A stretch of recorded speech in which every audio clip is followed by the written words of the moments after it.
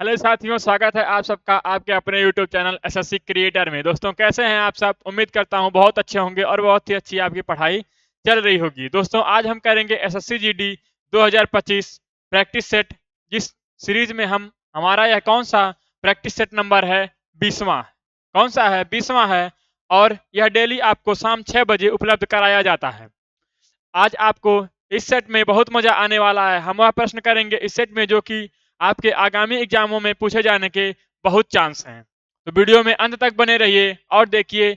20 प्रश्न वह प्रश्न होंगे जो कि आपको अभी जब इस प्रैक्टिस सेट को कंप्लीट करेंगे तो आपको लगेगा कि हाँ, हमने बहुत ही अच्छा प्रैक्टिस सेट किया और यह प्रश्न आने के पूरे पूरे चांस हैं। तो वीडियो में अंत तक बने रहिए और हम शुरू करते हैं अपना पहला प्रश्न। पहला प्रश्न है हमारा, एक दुकान में 3500 अंकित मूल्य वाला एक कोट 2800 में बेचा जाता है, कितने प्रतिशत की छूट दी गई? कैसे करेंगे इस प्रश्न को, आइए सीखते हैं। कोई वस्तु कितने में खरीदा जाता है? खरीदा जाता है 100% में। अगर 100% के नीचे बेचा जा रहा है तो हानि होगी, 100% के ऊपर बेचा जा रहा है तो लाभ होगा। अब आइए आगे बढ़ते हैं। एमआरपी हमारा कितना दिया गया है? 3500। अंकित मूल्य कितना है? 3500। अभी हम परसेंट में जब निकालेंगे तब हम क्या करेंगे, 100 से कंपैरिजन करेंगे कि 100 से अधिक है कि कम है। कह रहा है कि 2800 में बेच दिया तो सेलिंग प्राइस कितना हो जाएगा? 2800 हो जाएगा। कितना हो गया? 2800 हो गया। अब आप हमें बताइए कि 3500 रुपया उसने अंकित किया था, बेच दिया 2800 में, तो कितने कम में बेचा? यहां देखिए, 35 में से 28 गया, 700 रुपया में उसने कम में बेच दिया। कितने में? 700 रुपया कम में बेच दिया। परसेंट के लिए हम क्या करते हैं? गुणा 100 करते हैं। और तुलना किसे करना है? परसेंट छूट किस पे दिया जाता है? मार्क प्राइस पे। छूट किस पे दिया जाता है? मार्क प्राइस पे। तो मार्क प्राइस हमारा कितना है?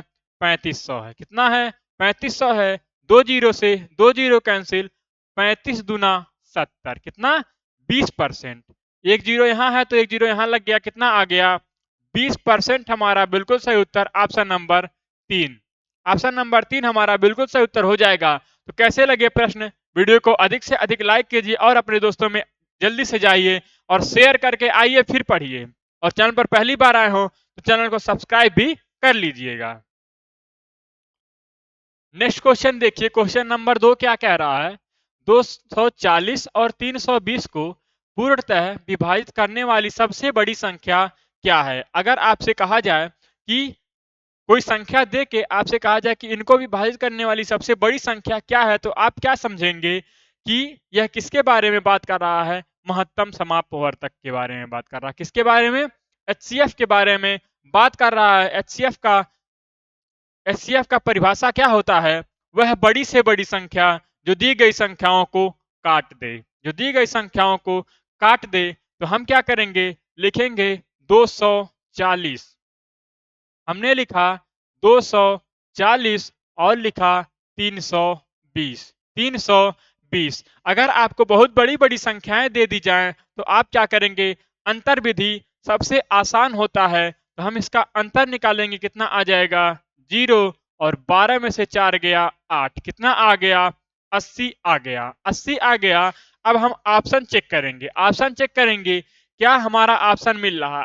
यहाँ 80 दिया गया है आपको, लेकिन इससे छोटी संख्या कोई नहीं है। अगर इससे छोटी संख्या रहती तो हम इसको और काट के देखते, वह भी हमारा उत्तर हो सकता था। लेकिन इससे छोटी संख्या कोई नहीं है, तो ऑप्शन नंबर 2 हमारा बिल्कुल सही उत्तर हो जाएगा। ऑप्शन नंबर 2 हमारा बिल्कुल सही उत्तर हो जाएगा।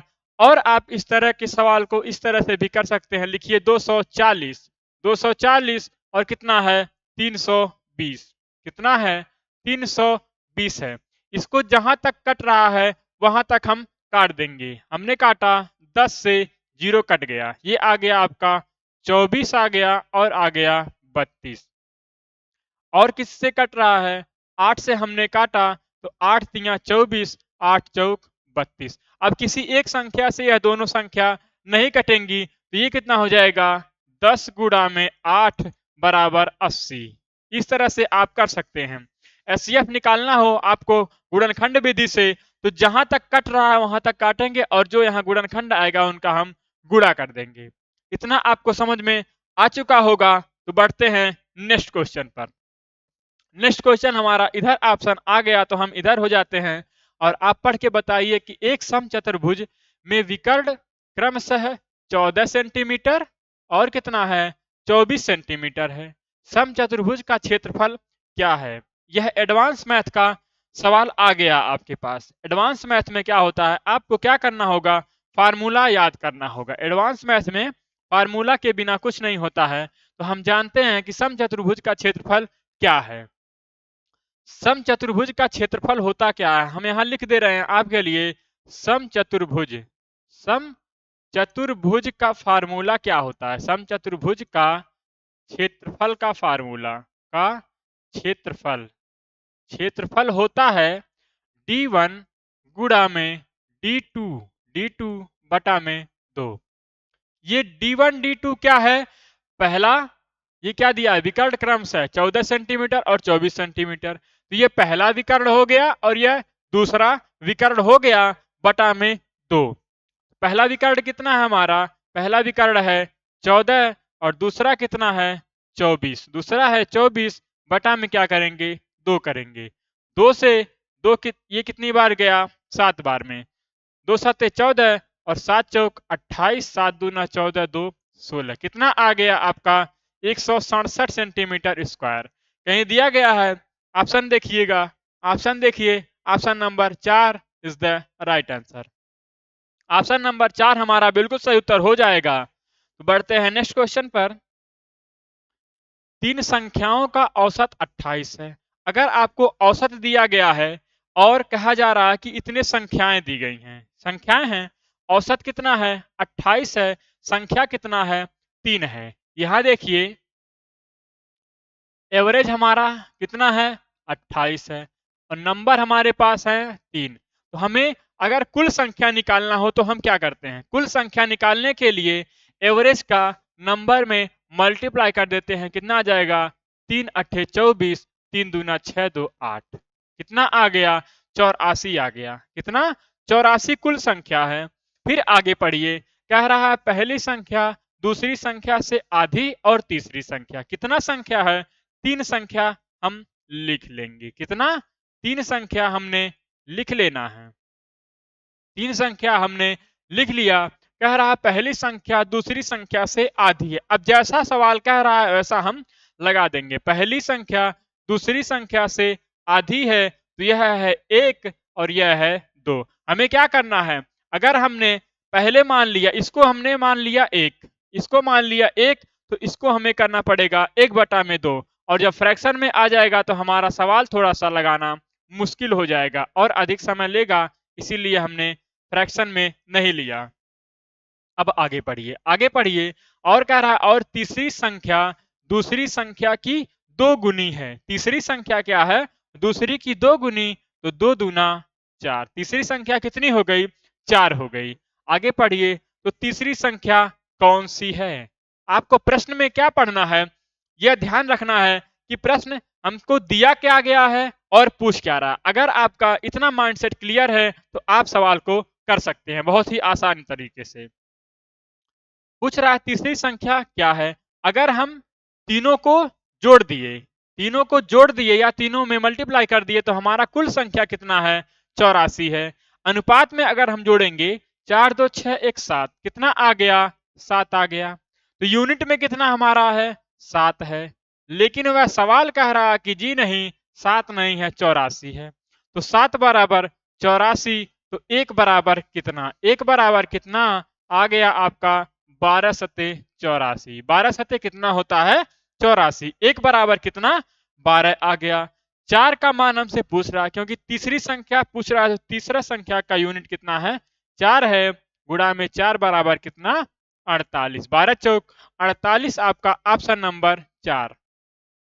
ऑप्शन नंबर 4 आपका बिल्कुल सही उत्तर हो जाएगा। तो नेक्स्ट क्वेश्चन पर बढ़ते हैं। क्वेश्चन समझ में आ रहे हो तो वीडियो को अधिक से अधिक लाइक कर दीजिए, क्योंकि इतना भी ये नहीं है कि आप वीडियो को लाइक ना करें। आप वीडियो को लाइक करते हैं तो हमें मोटिवेशन आता है कि हम आपके लिए और अच्छे अच्छे प्रश्न को खोज के लाएं जो आपके एग्जाम में पूछे जाने के भरपूर चांस हैं। यह क्वेश्चन पढ़िए क्या कह रहा है। इस क्वेश्चन का बिल्कुल सही उत्तर क्या हो जाएगा, आप पढ़ के क्वेश्चन को लगाइए। अमित को अपनी मोटरसाइकिल 24,000 में बेचने का 20% की हानि हुई। उसे 35,000 में बेचने पर उसे कितने प्रतिशत लाभ होगा? अगर उसने 24,000 में वह मोटरसाइकिल बेच दिया, कितने में? 24,000 में बेच दिया, तो हानि उसको हुआ 20%। तो 20% हानि का मतलब कुल परसेंट वैल्यू कितनी होती है? 100। 20% हानि हो गया, तो हम आपको कहे हैं कि जितना परसेंट हानि हो उसको माइनस कर दीजिए। बेचा कितने में? 80% में। बराबर हो जाएगा कितना? 80% हो गया। 80% में बेच दिया। लेकिन कह रहा कि यदि उसे 35,000 में बेचने पर उसे कितने परसेंट का लाभ होगा? 24,000 में न बेच के अगर वह 35,000 में बेचा होता, 35,000 में बेचा होता तो कितने परसेंट का लाभ होता? तो 35,000 गुणा में 80 बटा में कितना हो जाएगा? 24,000 बटा में 24,000। 3 जीरो से 3 जीरो कैंसिल हो गया। और क्या कट रहा है? और कट रहा है हमारा, अगर हमने काट दिया इसको 4 से, हमने काटा 4 से, अगर काट रहे हैं हम 8, 8 दहाइम 80 और 8 तिया 24, 8 दहाइम 80, 8 तिया 24, ये हो गया आपका 350। 350 बटा में 3 आ गया, 350 बटा में 3 आ गया। अब इसको भाग कीजिए, 3 एक कम 3, इसमें बचा 5, तो 3 एक कम 3 2 गया, 20 हो गया, 3 6 18, फिर दशमलव हमने लगाया। और जब 2 बच जाए, जब शेष 2 बच जाए और आगे दशमलव बढ़ा के ले जाना है, तो वह 6 बार हमेशा जाएगा। 3 6 18, 3 6 18, ये जाता रहेगा। तो कितना आ गया? 116.666%, इतना आ गया।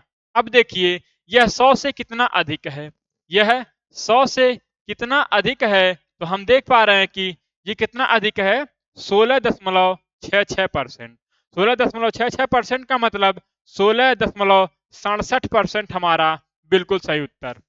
16.67% हमारा बिल्कुल सही उत्तर हो जाएगा। बढ़ते हैं नेक्स्ट क्वेश्चन पे। क्या आप बताइए, यह प्रश्न आपको समझ में आ रहे हैं? तो वीडियो को लाइक कीजिए, और अगर कोई कंफ्यूजन हो जा रहा है तो कमेंट बॉक्स में हमें कमेंट करके पूछ सकते हैं। यह क्वेश्चन देखिए, 3, 6 और 18 का चौथा अनुपातिक क्या है?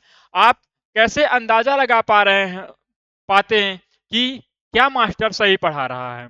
इसके लिए आपको, आप मैच्योर हैं, आप देखिए कि क्या यह सवाल आने के चांस हैं। तो ये आपको कैसे पता चलेगा?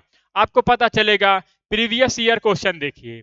प्रीवियस ईयर क्वेश्चन को आप ढूंढेंगे, नेट पे आपको आसानी से उपलब्ध हो जाएगा, और उसको एनालिसिस कीजिए और देखिए कि क्या यही प्रश्न आते हैं, क्या ऐसे ही प्रश्न आपके एग्जाम में पूछे जाते हैं। तो आपका डाउट क्या होगा? क्लियर हो जाएगा। यह प्रश्न देखिए, 3, 6 और 18 का चौथा अनुपातिक क्या है? 3, 6 और 18 का चतुर्था अनुपात क्या होता है? हमने यहाँ लिखा चतुर्था अनुपात। चतुर्था अनुपात क्या होता है आप जान रहे होंगे, या नहीं जान रहे हैं तो हम आपको बताते हैं। ये होता है बी गुणा में सी बटा में ए। ये होता है बी गुणा सी बटा में ए। अगर आपको फार्मूला भूल जाए, फार्मूला भूल जाए तो आप क्या करेंगे? पहली संख्या दूसरी संख्या, पहली संख्या बटा में दूसरी संख्या बराबर तीसरी संख्या और बटा में चौथी संख्या। इस तरह से भी आप कर सकते हैं, आपका सवाल का उत्तर आ जाएगा। पहले हम इस तरह से करेंगे, फिर इस तरह से करेंगे। ये हो गया आपका ए, ये हो गया बी, और ये हो गया सी। बी गुणा में सी, तो बी कितना है? 6 है। सी कितना है? 18 है। सी कितना है? 18 है। तो 6 गुणा में 18 बटा में 3, 3 दूना 6 और 18 दूना 36, कितना आ गया? 36। आपका ऑप्शन नंबर 1 बिल्कुल सही हो गया। लेकिन सर आपने कहा कि हम इस तरह से भी बताएंगे, तो बताइए। तो हमने लिखा यहाँ 3, पहली संख्या क्या है? 3 है। दूसरी संख्या क्या है? 6 है। दूसरी संख्या क्या है? 6 है। तीसरी संख्या क्या है? 18 है। चौथी संख्या हमें बतानी है। चौथी संख्या के स्थान पे हमें क्वेश्चन मार्क लगा दिया। अब जो कट रहा है उसे काट देंगे। 3 से कट जाएगा, 3 6 का 18, 6 का गुणा होगा 6 में कितना आ जाएगा? 36। इस तरह से भी आप कर सकते हैं। तो आपको जो मेथड अच्छा लगे आप उससे कर लीजिए, क्योंकि जब आप एग्जाम हॉल में बैठते हैं तो आपको सब कुछ याद आ जाएगा, सब कुछ याद आ जाएगा, लेकिन वह नहीं याद आएगा और जो है फार्मूला। फार्मूला एग्जाम में बहुत जल्दी भूलता है। सब पाप पुण्य आपको याद आएगा, लेकिन फार्मूला बहुत कम याद रहता है। तो मैं कहूंगा कि आप इस तरह से करिए, आपको फार्मूला याद करने की कोई आवश्यकता नहीं है। नेक्स्ट क्वेश्चन पर बढ़िए। कह रहा राम एक काम 7 दिनों में कर सकता है, जबकि हरि अकेले वह काम 6 दिनों में कर सकता है। यदि वे साथ मिलकर वह काम करते हैं तो उसे कितने दिनों में पूरा कर लिया जाएगा? राम कोई है, वह कितने दिन में कर लिया? 5 दिन में। एक काम है जिसको राम ने 5 दिन में किया, और क्या कह रहा, हरि ने उसको 6 दिन लग गए। हरि को कितने दिन लगे? 6 दिन। लेकिन हमें कुल काम नहीं पता है। कुल काम कैसे निकलता है, आइए सीखते हैं। अगर कह रहा है कि राम ने किया 5 दिन में, राम ने किया 5 दिन में, और हरि ने कितना किया? 6 दिन में। हरि ने किया 6 दिन में। कुल काम क्या होता है? इन दोनों का एलसीएम हम निकालेंगे, हमारे पास कुल काम आ जाएगा। कितना हो जाएगा? 5 छक्का 30। इनका एलसीएम हो जाएगा 30। अब एक दिन में इन्होंने कितना काम किया? एक दिन में इन्होंने कितना काम किया? तो 5 छक्का 30। कुल काम में इनके दिन से भाग करेंगे तो आ जाएगा 5 छक्का 30 और 6 पचे 30। राम ने एक दिन में 6 काम किया। ये क्या आ गया उनका? ये आ गया कार्य क्षमता। ये आ गया एक दिन का कार्य क्षमता आ गया। तो राम ने एक दिन में 5 काम किया, हरि ने एक दिन में, सॉरी, राम ने एक दिन में 6 काम किया और हरि ने एक दिन में 5 काम किया। कह रहा कि अगर दोनों मिल जाएंगे, दोनों मिल जाएंगे तो एक दिन में हो जाएगा 11 काम। तो पूछ रहा कितने दिनों में पूरा होगा? कुल काम कितना है? कुल काम है 30, और एक दिन में होगा 11 काम, तो कितना दिन लग जाएगा? यहां हमें सीधा सीधा बटे में ही ऑप्शन मिल जाएगा, 30/11। 30/11 आपका option number 4 is the right answer. Option number 4 हमारा बिल्कुल सही उत्तर हो जाएगा। नेक्स्ट क्वेश्चन देखिए। 600 में एक पुस्तक बेचने पर एक दुकानदार को 20% लाभ होता है। पुस्तक का क्रय मूल्य क्या है? हमसे 100% की वैल्यू पूछ रहा है। दोस्तों, अगर आप ये जानना चाह रहे हैं कि हमारा स्कोर क्या आ रहा है और आपका एग्जाम कैसे क्लियर होगा, तो आप अधिक से अधिक क्या कीजिए? मॉक टेस्ट दीजिए और प्रैक्टिस कीजिए। जितना आप मॉक टेस्ट देंगे और प्रैक्टिस करेंगे, आपका माइंड उस हिसाब से सेट हो जाएगा कि आप कितने समय में कितना प्रश्न कर रहे हैं। आप ये अंदाजा लगा पाएंगे कि हम इस तरह से करेंगे तो हमारा एग्जाम में अधिक प्रश्न और कम समय लगेंगे और आपका सिलेक्शन निश्चित ही हो पाएगा। अगर आप धैर्य बना के सॉल्व करेंगे तो आप और अधिक प्रश्न कर पाएंगे। अगर आप माइंड प्रेशर लेके चलेंगे एग्जाम हॉल में तो आप क्या करेंगे? आते हुए प्रश्न भी गलत करके चले आएंगे और आपका नाम मेरिट लिस्ट से गायब हो जाएगा। तो आपको क्या करना है?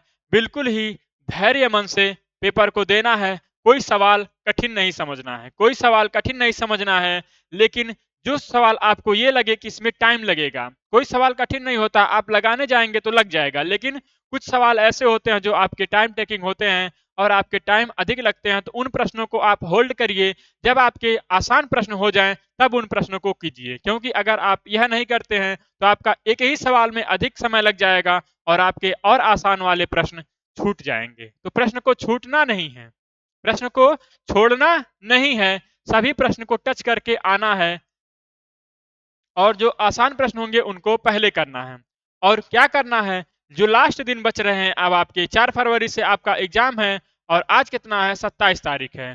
तो आप इन दिनों में क्या करेंगे? अधिक से अधिक मॉक टेस्ट देंगे और प्रैक्टिस कीजिए। हर चीज की प्रैक्टिस कीजिए और अपना टाइम मैनेजमेंट सीखिए। जो लड़का, जो बच्चा टाइम मैनेजमेंट सही से कर पाया, वह समझिए एग्जाम क्वालिफाई कर लेगा। अब आइए बढ़ते हैं सवाल पे। कह रहा है 600 में एक पुस्तक बेचने पर एक दुकानदार को 20% लाभ होता है, पुस्तक का क्रय मूल्य क्या है? 20% का लाभ मतलब क्या हुआ? कुल परसेंट होता है 100%। अगर 20% का लाभ पाया, क्या पाया? 20% का उसने प्रॉफिट पाया, तो कितना हो गया? 120%। कितना हो गया? 120% हो गया। तो 120% की वैल्यू हमें कितना दे रखी है? 600। 120% की वैल्यू हमें दे रखा है 600। कह रहा है पुस्तक का क्रय मूल्य बताइए। क्रय मूल्य क्या होता है? 100% होता है। तो 100% की वैल्यू हमें बता देनी है। 100% की वैल्यू कितना हो जाएगा? एक बटा में आ जाएगा 120, और ये कट जाएगा 0 से 0, 12 पचे 60। कितना हो जाएगा? ये आ जाएगा आपका 500। 500 रुपया हमारा बिल्कुल सही ऑप्शन हो जाएगा, ऑप्शन नंबर 2। ऑप्शन नंबर 2 हमारा बिल्कुल सही उत्तर हो जाएगा। बढ़ते हैं नेक्स्ट क्वेश्चन पर। नेक्स्ट क्वेश्चन हमारा है, एक ट्रेन 95 किलोमीटर प्रति घंटे की दूरी तय करती है। मान लीजिए कोई ट्रेन है, एक तरफ से यहां हम आपको बता रहे हैं यह है ए बिंदु, और यह क्या है? यह है बी बिंदु। इन दोनों के बीच की दूरी क्या है? समान है। जब दूरी समान हो, क्या हो? जब दूरी समान हो, और क्या कह रहा है? 95 किलोमीटर प्रति घंटे की दूरी तय करती है, और 85 किलोमीटर प्रति घंटे से प्रारंभिक बिंदु पर लौटती है। ट्रेन की औसत गति क्या है? अगर दूरी हमसे कुछ नहीं कह रहा कि कितना है, तो हम दूरी को क्या मानेंगे? समान है। ये दूरी क्या है? दोनों स्थिति में समान है। एक बार गया 95 किलोमीटर पर आवर से, 95 किलोमीटर पर आवर से एक बार गया, फिर दूसरी बार लौट रहा है कितने किलोमीटर पर आवर से? 85 किलोमीटर पर आवर की गति से लौट रहा है। कितने? 85 किलोमीटर पर आवर। अगर आपको दो गति दी जाए, दो गति दी जाए, और क्या हो? दूरी सेम हो, दूरी सेम हो, तो हम क्या लगा देते हैं? यह हमारा हो जाता है 2s1 गुणा में s2 बटा में s1 प्लस s2। दोनों चालों का गुणा करेंगे, गुणा में 2 करेंगे, और बटा में दोनों चालों को जोड़ देंगे। क्या करेंगे? दोनों चालों को जोड़ देंगे। कितना आ जाएगा आपका? ये हो गया 2 गुणा 95 गुणा 85, 85 बटा में 5 5 10, और 9 8 17 1 18, 180। अब देखिए क्या कुछ कट रहा है, उसे हम काट देंगे। 9, ये 19 से शायद कट जाएगा। नहीं, 19 से नहीं कट रहा है, 2 से काटिए। 2 नवा 18, 2 नवा 18। अब क्या कट पाएगा? नहीं कटेगा। ये भी अब 9 5 14, 8 5 13, 3 से भी नहीं कट रहा है। नहीं कट रहा है, तो सीधे हम क्या करेंगे? इसका गुणा हमने कर दिया यहाँ, इसका हमने गुणा किया, कितना आ गया? 5 पचे 25। यहाँ इसका आप गुणा कर लीजिए, 85 में कितना हो जाएगा? 5 पचे 25 हासिल के 2, 5 नवा 45, 2 47, 8 पचे 40 हासिल के 4, 8 नवा 72, 4 76। कितना आ गया? 5 7 6 4 10 7 1 8, 8075 आ गया। कितना आ गया? 8075 बटा में कितना है? 90 है। बटा में 90 है। अब इसको हम क्या 15 से काट सकते हैं? 15 छक्का 90, 15 तिया 75, 5 इसमें गया, कितना हो गया? 57, और 15 तिया 45, और कितना? 175 कट जाएगा। 15 से शायद कट रहा है। 15 छक्का 90, ये आ गया आपका 15 तिया 45, 15 चौका 60, 15 पचे 75, 5 गया इसमें 57, 15 तिया 45, 12 गया उसमें, कितना हो गया? 125। नहीं कटेगा, 15 से भी नहीं कटेगा। तो यहाँ हम सीधे सीधे इसको काट ले रहे हैं, इसको हम मिटा रहे हैं और काट रहे हैं 8075 को। 8075 को 90 से हमने काटा, कितनी बार में गया? 9 8 72, 8 बार में गया। ये आ गया आपका 720 बटा में, ये 7 आ गया, और 10 में से 2 गया 8, 87 आ गया, और 5 उतर गया। फिर कितनी बार में जाएगा? 9 9 81, 9 9 81, 5 आ गया, 6 आ गया, 65। अब इसको दशमलव लगाएंगे हम, कितनी बार जाएगा, 9 6 54, 9 7 63, 7 बार में चला जाएगा। तो हमारा ऑप्शन कहाँ आ जाएगा, 89 खोजिए। 89 और किसी ऑप्शन में नहीं है, 89 और किसी ऑप्शन में नहीं, सिर्फ ऑप्शन नंबर 3 में है। तो ऑप्शन नंबर 3 हमारा बिल्कुल सही उत्तर हो जाएगा, बिल्कुल सही उत्तर हो जाएगा। बढ़ते हैं नेक्स्ट क्वेश्चन पर। दोस्तों सभी सवाल क्या आएंगे, सरल नहीं आएंगे, सभी सवाल सरल नहीं आएंगे और सभी सवाल कठिन नहीं आएंगे। तो आपको बैलेंस बना के चलना है कि कौन सा प्रश्न हमारा टाइम ले रहा है, उसको हमें देख के चलना है और उसको अंत में करना है। जो आपके सवाल अच्छे तरह से क्लियर हो वह प्रश्न आपको पहले कर लेना है। यह प्रश्न देखिए, 2 वर्ष के लिए वार्षिक 5% के वार्षिक दर से 10,000 पर साधारण ब्याज और चक्रवृद्धि ब्याज के बीच कितना अंतर है, कितना अंतर है। हम जानते हैं कि चक्रवृद्धि ब्याज में क्या होता है, ब्याज के ऊपर भी ब्याज लगता है। चक्रवृद्धि ब्याज में ब्याज के ऊपर ब्याज लगेगा, लेकिन साधारण ब्याज में कोई ब्याज के ऊपर ब्याज नहीं लगता है। तो 2 वर्ष के लिए 5% वार्षिक दर से, तो सिंपल इंटरेस्ट कितना हो जाएगा हमारा, 5 दूना 10। साल को क्या करते हैं, दर से गुणा कर देंगे और जितना आ जाएगा वह हमारा परसेंट ब्याज आ जाएगा। 10% का ब्याज मिल गया। अब आगे पढ़िए, आगे कह रहा कि इसी दर से इसी समय के लिए चक्रवृद्धि ब्याज भी निकालना है। चक्रवृद्धि ब्याज निकालने के लिए क्या करते हैं हम, अगर समय है 2 साल तो इसमें सक्सेसिव लगा देंगे हम, कितना आ जाएगा, 5, 5 प्लस 5 प्लस 5 गुणा 5 बटा में 100, ये आ गया आपका 10 प्लस 5 पचे 25 बटा में 100। अगर नीचे 2 जीरो है तो ऊपर 2 अंक बाद दशमलव लग जाएगा, तो आ जाएगा 10.25 बराबर कितना हो जाएगा, 10.25। 10 में हम 0.25 को जोड़ेंगे, कितना आ गया, 10.25। ये आपका क्या है, ये है आपका CI है, चक्रवृद्धि ब्याज है।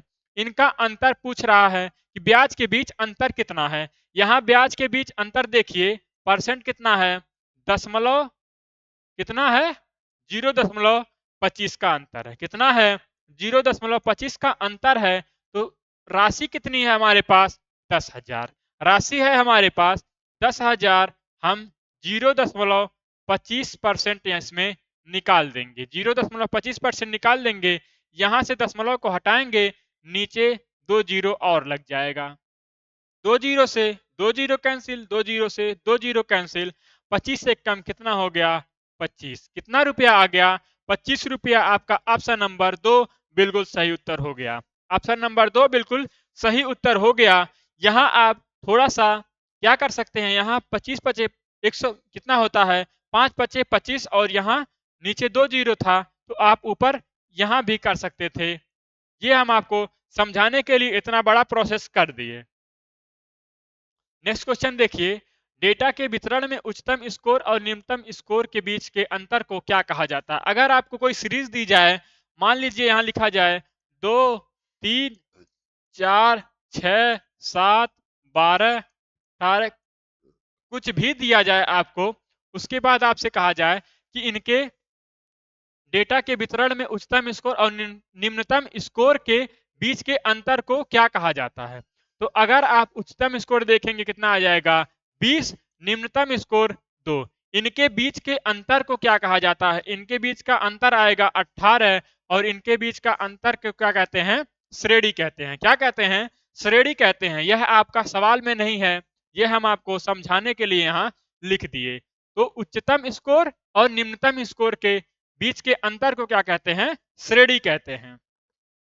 नेक्स्ट क्वेश्चन देखिए, एक खिलाड़ी 20 सेकंड में अपनी साइकिल 150 मीटर चलाता है। खिलाड़ी की गति क्या है, और आपसे पूछ रहा है किलोमीटर प्रति घंटे में पूछ रहा है। इसमें पूछ रहा है किलोमीटर प्रति घंटे में पूछ रहा है। तो हमसे गति पूछ रहा है, तो चाल बराबर क्या होता है, चाल बराबर होता है दूरी बटा में समय। दूरी बटा में समय, ये हमारा होता है चाल। तो हमें दूरी कितना दिया गया है, अगर हम यहाँ चाल निकालने लगेंगे, चाल निकालेंगे तो दूरी हमारे पास है 150 मीटर और समय क्या है 20 सेकेंड।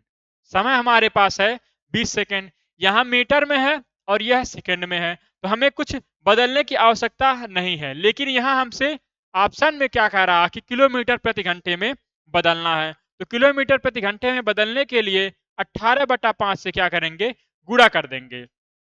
अब देखिए किससे क्या कट रहा है, जीरो से जीरो कैंसिल, 5 तिया 15, 2 नवा 18, कितना हो गया 9 तिया 27 किलोमीटर पर आवर। कितना हो जाएगा 27 kilometre per hour. Option number 4 is the right answer.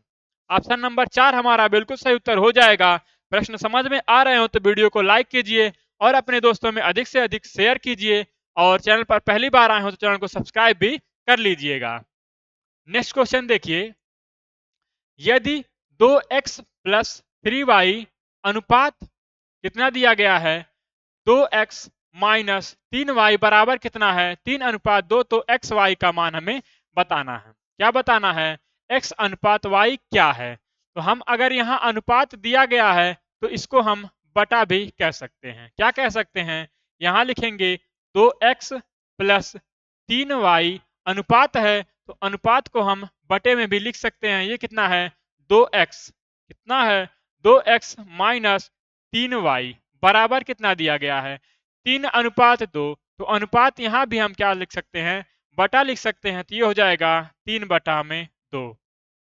कितना हो गया 3/2।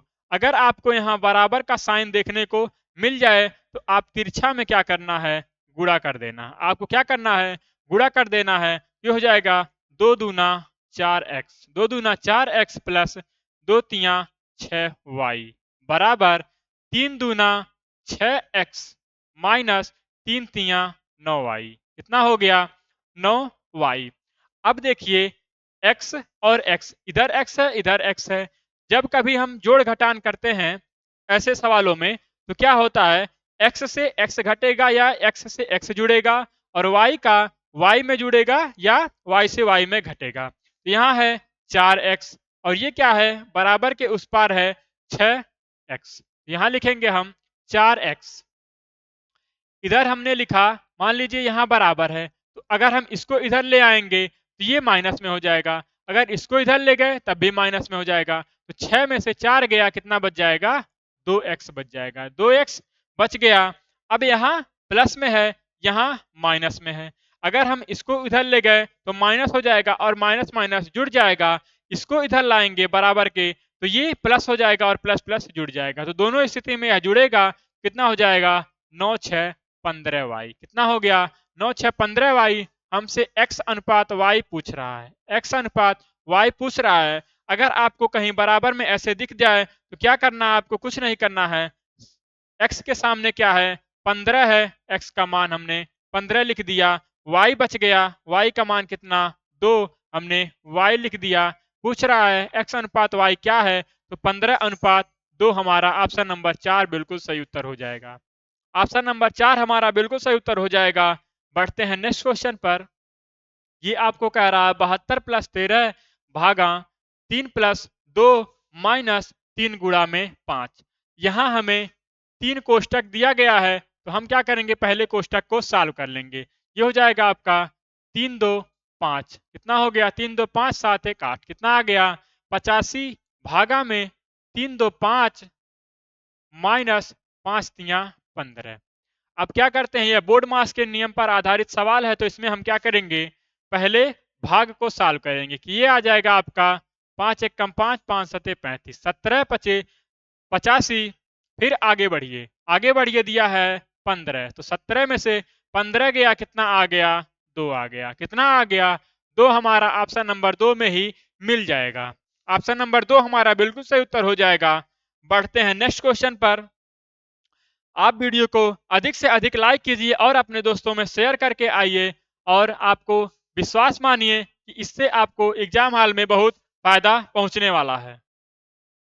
नेक्स्ट क्वेश्चन देखिए, एक संख्या की 5 सही 3/2%, इसको हम फ्रैक्शन में बदलेंगे, कितना हो जाएगा 5 दूना 10 3 13, 13/2। ये क्या है, यह आपका मिश्र भिन्न है। हमने इसको साधारण भिन्न में बदल लिया, कितना आ गया आपका 13/2%, 13/2% आ गया। कुल परसेंट वैल्यू कितनी होती है? 100 होती है। अगर कहा जाए कि वृद्धि हो रही है 13% की वृद्धि का मतलब क्या है कि 100 में 13/2% क्या हुआ? जुड़ गया। लेकिन वह वृद्धि करने से संख्या क्या मिल रही है? 52 मिल रही है। तो इसका मतलब हुआ कि 13/2% बराबर किसके है? 52 के है। और संख्या हमें बतानी है। संख्या बतानी है तो हम यहां देख पा रहे हैं कि संख्या होती कितनी है? 100 है। अगर कहा जाता कि ये 13/2% की कमी हुई तो 100 में से 13/2% कम करते और वह संख्या हमें 52 दिया रहता। लेकिन यहाँ वृद्धि करके हमें संख्या 52 दिया है, हमसे संख्या पूछ रहा है, तो संख्या का मान होता है 100% की वैल्यू हम निकाल देंगे। कितना आ जाएगा? ये आ जाएगा 100 गुणा 52 बटा में 13/2। अब हम इसको यहां से जब कैंसिल करेंगे तो ये ऊपर आके क्या होगा? गुणा हो जाएगा। ऊपर आके गुणा हो जाएगा और ये परसेंट से परसेंट कैंसिल हो जाएगा। ये काटिए आप, 13 चौका 52 कितना हो गया? ये 4 दूना 8, 8 का गुणा करेंगे हम 100 में, कितना आ जाएगा? 800। कितना रुपया आ गया? 800। संख्या हमने संख्या हमारा कितना निकल के आ गया? 800। ऑप्शन नंबर 3 बिल्कुल सही उत्तर हो जाएगा। ऑप्शन नंबर 3 हमारा बिल्कुल सही उत्तर हो जाएगा। बढ़ते हैं नेक्स्ट क्वेश्चन पर। एक बैंक 5% प्रतिवर्ष के साधारण ब्याज दर से ऋण देता है। कितने परसेंट दिया है? 5% प्रतिवर्ष की दर से दिया है। एक साल के लिए 50,000 का ऋण लेने वाले एक ग्राहक कितना ब्याज बैंक को भुगतान करेगा? 50,000 का अगर कोई ऋण ले रहा है बैंक से और उस पर बैंक कह रहा है कि हम आपसे 5% का ब्याज लेंगे और यह ब्याज क्या है? वार्षिक है। ब्याज क्या है? वार्षिक है। तो 50,000 पर उसने एक साल में कितना ब्याज दिया? तो हम जानते हैं कि हम आपको एक फार्मूला बता चुके हैं जिससे साधारण ब्याज के हर सवाल को लगेंगे। ये क्या है? ब्याज बराबर मूलधन गुणा दर गुणा समय गुणा समय बटा में क्या है? 100 है। इस फार्मूले पे आपके साधारण ब्याज से संबंधित सभी सवाल लग जाएंगे। आपको बार बार कोई फार्मूला रटने की आवश्यकता नहीं है। 5% प्रतिवर्ष की दर से है तो मूलधन कितना है हमारा? यहां हो जाएगा ब्याज बराबर, क्या हो जाएगा? ब्याज बराबर मूलधन है 50,000। कितना है? 50,000। रेट हमारा है 5%। समय है 1 साल बटा में 100। बटा में कितना? 100। 2 जीरो से 2 जीरो कैंसिल। 5 पचे 25। 5 पचे 25। कितना जीरो बचा है? 1 और 2। कितना? 2 जीरो यहां लग गया। कितना आ गया? 2500 रुपया। कितना आ गया? 2500 रुपया वह ग्राहक बैंक को भुगतान करेगा। बैंक को भुगतान कितना करेगा? 2500 रुपया। ऑप्शन नंबर 1 आपका बिल्कुल सही उत्तर हो जाएगा। तो इस तरह से आपको इस प्रश्न को करना था। अब इस प्रश्न को लगाइए। क्या आप इस प्रश्न को लगा पाएंगे? बताइए क्या होगा इस प्रश्न का सही उत्तर। इस प्रश्न का सही उत्तर आपको बताना है किस ऑप्शन में मिल रहा है। ऑप्शन नंबर 1, 2, 3, 4 आपको दिया गया है। पहले तो आप सवाल को अच्छी तरह से पढ़िए। बिना सवाल को पढ़े आपका उत्तर नहीं आ पाएगा और आप बिल्कुल भी जल्दबाजी नहीं करेंगे। सवाल को पढ़ते समय आप बिल्कुल भी जल्दबाजी नहीं करेंगे और सवाल को अंत तक पूरा पढ़ना है। अंत तक पूरा पढ़ना है। अब देखिए हम पढ़ रहे हैं सवाल को, आप लगाइए। 20 व्यक्तियों की औसत आय 4,000 है। कितना है? 4,000 है। और दूसरे 25 व्यक्तियों की औसत आय 2500 रुपया है। पूरे समूह की औसत आय क्या है? हम आपको अभी बता के आ रहे हैं कि अगर औसत से संख्याओं में गुणा कर दे तो हमें कुल संख्या प्राप्त होती है। क्या प्राप्त होती है? कुल संख्या प्राप्त होती है। तो पहली बार हमें कितना दिया गया है? पहली बार कह रहा है कि एवरेज है हमारा 4,000। एवरेज कितना है? 4,000। और नंबर हमारे पास कितना है? 20 व्यक्तियों की संख्या। कितने व्यक्ति हैं? 20 व्यक्ति हैं। तो इनका कुल कुल क्या हो जाएगा? क्या पूछ रहा है? कुल आय। तो कुल कितना रुपया इनका आय हो जाएगा? 4 दूना 8 और 4 जीरो लग जाएगा। कितना हो जाएगा? 80,000 हो गया। 80,000 कुल आय हो गया। फिर दूसरी बार क्या कह रहा है? दूसरी बार कह रहा है कि 25 व्यक्ति हैं और औसत कितना है, 2500 है। दूसरी बार औसत है 2500 रुपया का और हमारे पास व्यक्ति कितने हैं, 25 हैं। व्यक्ति कितने हैं, 25 हैं। 25 25 संयम 600, 25 और 2 जीरो कितना आ गया, 62,500। क्या आ गया, 62,500 हमारा आ गया। अब अगर हम 80,000 और 62,500 को जोड़ेंगे तो ये कितना आ जाएगा, 20 व्यक्ति और 25 व्यक्ति कितने हो गए, 45 व्यक्तियों का आय आ जाएगा। 45 व्यक्तियों का आय आपका आ जाएगा। हमने इसे भी जोड़ दिया, कितना आ गया, 8 6 14। ये आ गया आपका 1,42,500। कितना आ गया, 1,42,500। अब कह रहा है पूरे समूह की औसत आय क्या होगी, पूरे समूह की औसत आय क्या होगी। कितने व्यक्ति हो गए, 20 यह था और 25 वह, कितने व्यक्ति हो गए, 45 व्यक्ति हो गए। 45 व्यक्ति, 20 प्लस 25 बराबर 45 व्यक्ति हो गए। अब हम 45 से इसको क्या करेंगे, भाग कर देंगे। किससे, 45 से भाग करेंगे, कितनी बार जा रहा है, ये 3 बार शायद चला जाएगा। 4 तियां 12, 3 बार अगर हम ले गए तो ये आ गया 3 पचे 15 और 3 चौक 12 1 13। 12 में से 5 गया, 7 बच गया। कितना बच गया, 7 बच गया, 5 उतर गया। फिर एक बार जाएगा, ये आ जाएगा आपका 45 0 3। फिर हमने 0 उतारा, अब कितनी बार जाएगा, ये जाएगा 4 सत्ते 28, 7 पचे 35 और 3 नहीं जाएगा, 6 बार जाएगा। कितनी बार, 6 बार जाएगा। ऑप्शन चेक करिए, ऑप्शन हमें मिल रहा है कि शुरू में कहीं भी 3 नहीं है, इसमें भी 3 नहीं है, इसमें भी 3 नहीं, इसमें भी 3 नहीं। तो ऑप्शन नंबर 3 में ही हमारा शुरुआत, ऑप्शन नंबर 1 में हमारा 3 से शुरुआत हो रहा है और 316 तो मिल भी गया, सॉरी 316 हमारा मिल भी गया। तो ऑप्शन नंबर 1 हमारा बिल्कुल सही उत्तर हो जाएगा। ऑप्शन नंबर 1 हमारा बिल्कुल सही उत्तर हो जाएगा। हम बढ़ते हैं नेक्स्ट क्वेश्चन पर। आप कर दीजिए वीडियो को अधिक से अधिक लाइक और अपने दोस्तों में शेयर कर दीजिए। यह प्रश्न 18वां हमारा, यदि A अनुपात B बराबर 2 अनुपात 3, B अनुपात C बराबर 5 अनुपात 7 और C अनुपात D बराबर 9 अनुपात 8, तो A अनुपात B अनुपात C अनुपात D क्या है। यह इस तरह के सवाल को हम एक लाइन में आपको करना बताएंगे। आप अंत तक देखिए, इस प्रश्न को आप बहुत ही आसानी से कर पाएंगे, बस आप बहुत ही ध्यान से देखना है इसको।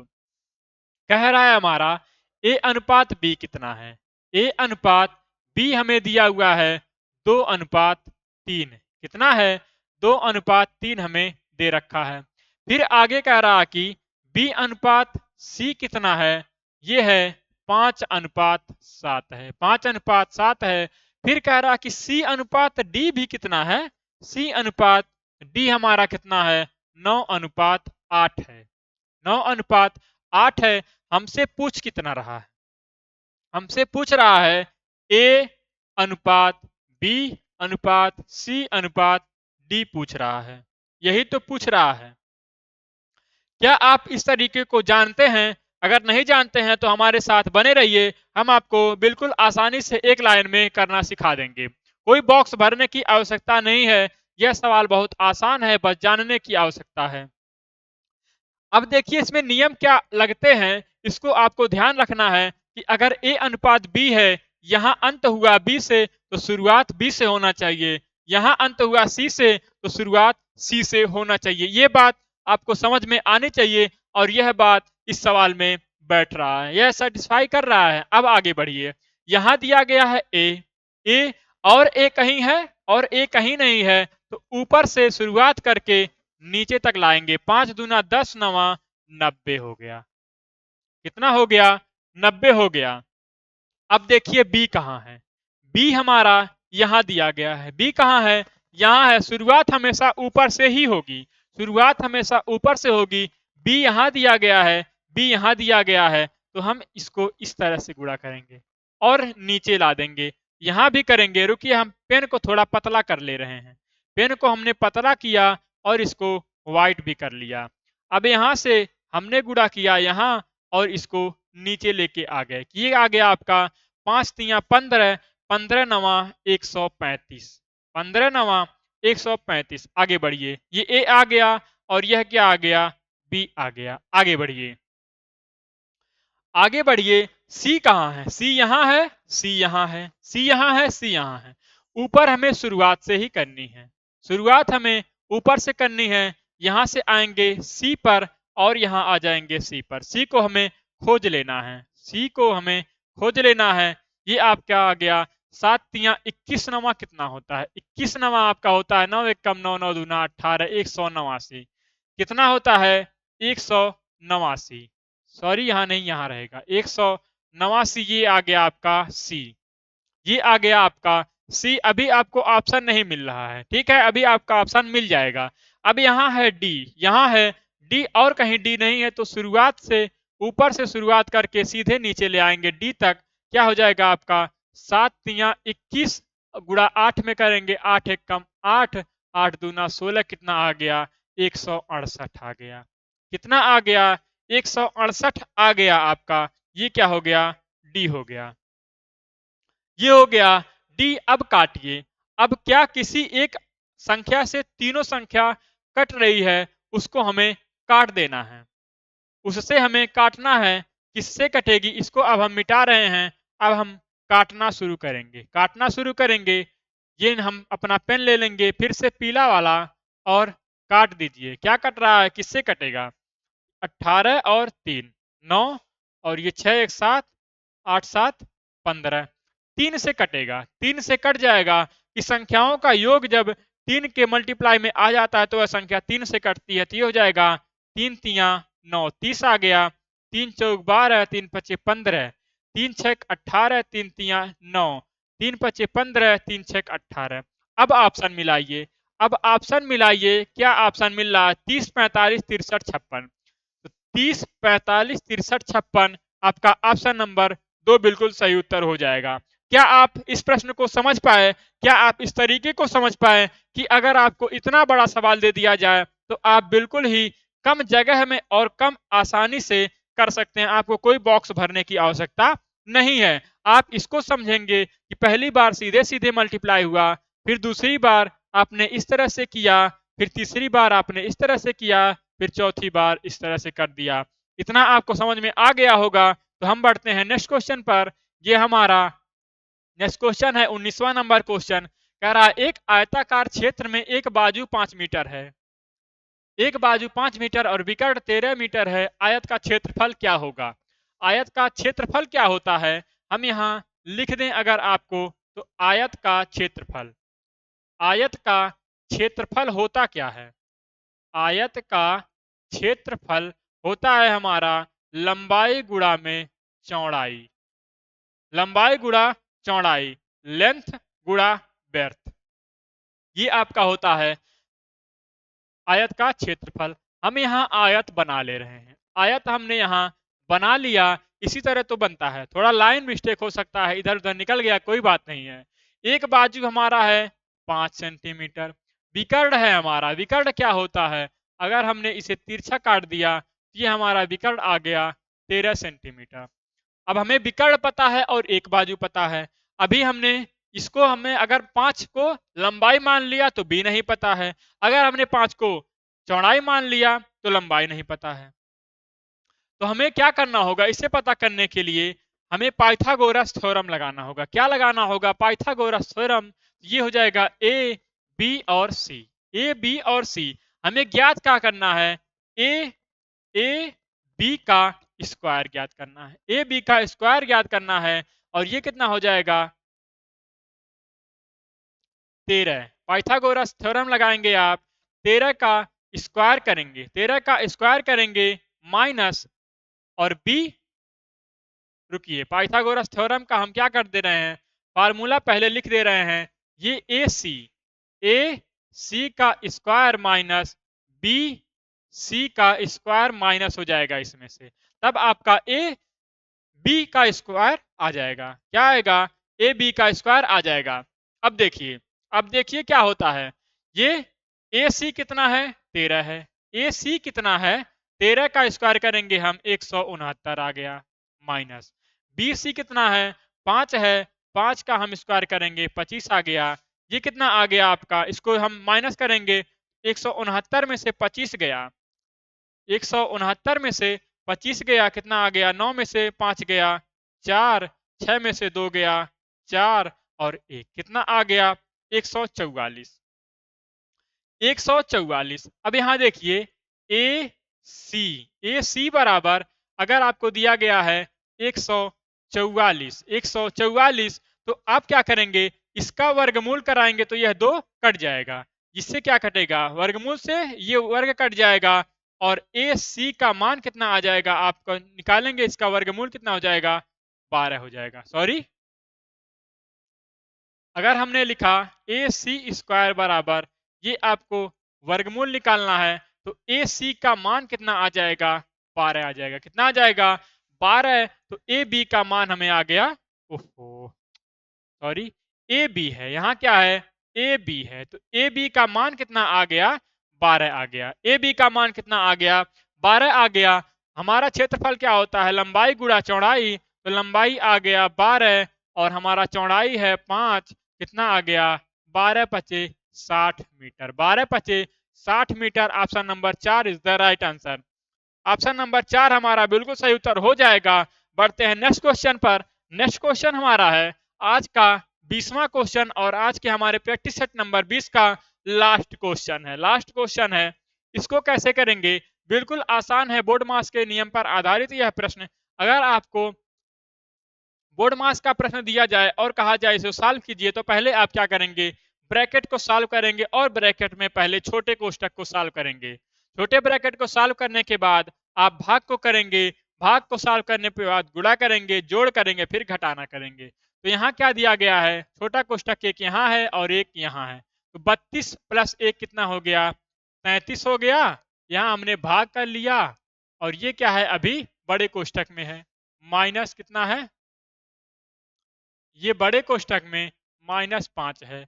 ये हो जाएगा आपका 20 में से 10 गया 110, ये आ गया आपका।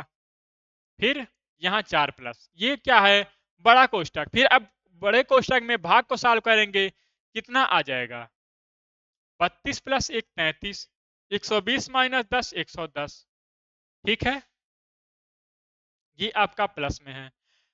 तो क्या ये कटेगा 32 प्लस 110, ये हो गया 4 प्लस 110 बटा में 33 माइनस 5, ये कुछ आ नहीं रहा है, आ नहीं रहा है, 5 से नहीं कटेगा, 33 तो कटता ही नहीं है, 11 से, हाँ 11 से कट जाएगा, 11 तिया 33 और 11 दहाएम 110, 110 हो जाएगा। अब क्या किसी से कटेगा, ये हो जाएगा 3 चौक 12 10 कितना होता है 22, 22 बटा में 3 माइनस 5, ये क्या हो रहा है 22 5, हाँ ठीक है। अब इसको हम अगर माइनस करेंगे तो 22 में से 5 जाएगा 17 हो जाएगा और 3 से नहीं कटेगा। रुकिए 1 मिनट हम चेक कर ले रहे हैं क्या इसमें कोई वैल्यू चेंज है, 1 मिनट हमको टाइम दीजिएगा।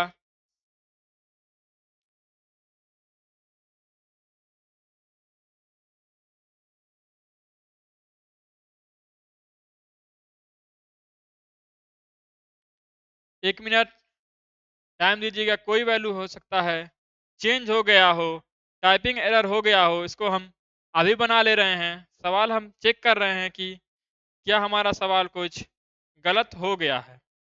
हाँ, क्या गलत हुआ है 3 का स्क्वायर, यहाँ क्या हो गया है ये 32 नहीं है, इसको हम फिर से लिख ले रहे हैं। ये 32 नहीं है, ये दिया गया आपको 4 प्लस बड़े कोष्टक में फिर छोटा कोष्टक लगा, ये हो गया 120। ये क्या हो गया छोटे कोष्टक में 120 माइनस 10 भागा क्या है, ये है 3 के ऊपर स्क्वायर है, 3 के ऊपर स्क्वायर प्लस 1 है, फिर ये है फिर -5। अब हो गया आपका सवाल सही, अब आपका सवाल सही हो गया।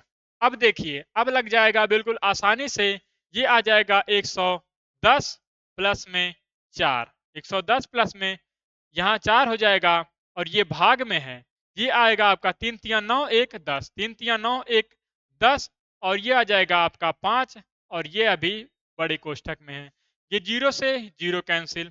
अब ये आ जाएगा 4 प्लस 11 माइनस 5, ये आपका आ गया 11 5 14, 11 4 15, सॉरी 11 4 15 माइनस 5 बराबर 10। कितना आ गया?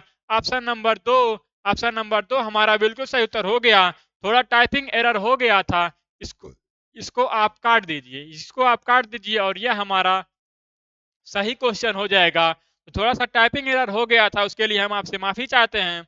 ये हमारा होमवर्क क्वेश्चन है, इसको आप देख लीजिए, स्क्रीनशॉट ले लीजिए और आप इसका उत्तर हमें कमेंट बॉक्स में जरूर बताइएगा। इसका उत्तर क्या करना है, आपको कमेंट बॉक्स में बताना है और यह भी बताना है कि वीडियो कैसा लग रहा है, आपको समझ में आ रहे हैं कि नहीं आ रहे हैं। मिलते हैं नेक्स्ट क्लास में इसी टाइम और इसी ऊर्जा के साथ और अधिक महत्वपूर्ण प्रश्नों के साथ। तब तक के लिए जय हिंद।